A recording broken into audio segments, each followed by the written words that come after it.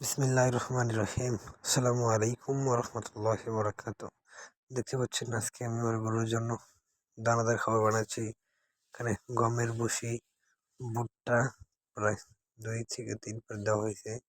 এখন ভুট্টাগুলো উঁচু হয়ে গেছে, আমি ছড়াইয়ে সমান করে নেব যাতে ভুট্টাটা প্রত্যেকটা কোনায় যায়।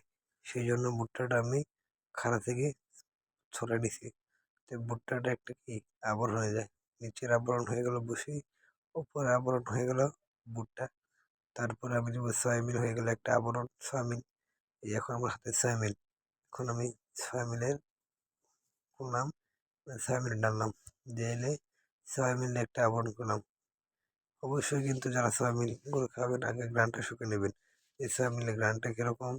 যদি গ্রানটা খুব ভালো তাহলে বুঝতে পারেন মালটা খুব ভালো টাটকা, আর যদি গ্রানটা ভালো না আসে তাহলে মালটা খুবই আগের মাল, অথবা মালে কোনো সমস্যা আছে মিক্স। আমার এই মালে একটু তীর কোম্পানির সয়াবিনে, যারা তীর কোম্পানির সয়াবিন খাওয়ান অবশ্যই কমেন্টে জানাবেন।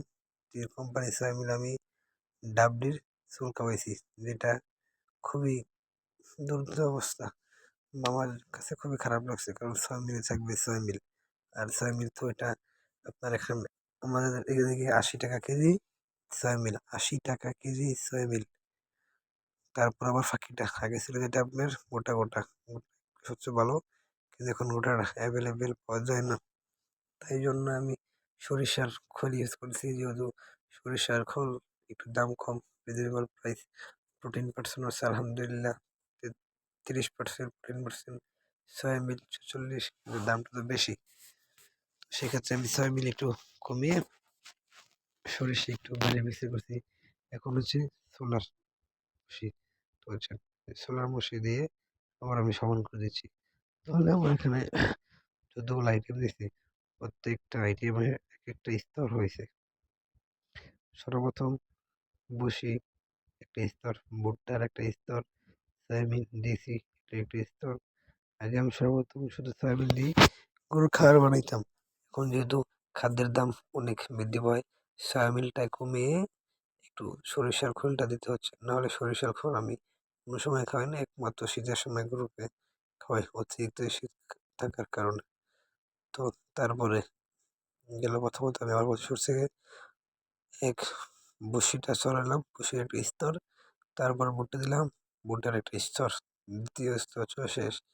তারপর হচ্ছে আপনার সয়াবিন এর একটা স্তর তৃতীয়, তারপর হচ্ছে সরিষার একটা স্তর চতুর্থ, তারপর হচ্ছে সোলার বসির একটা স্তর। তো আমার এখানে 5টা আইটেম দিয়ে দানাদার মিক্সিং করে, আর যা নাকি অনেক অনেক আইটেম মিক্সিং করে এত দরকার নেই। গরুর পর্যাপ্ত পরিমাণ প্রোটিন পাইলে আলহামদুলিল্লাহ।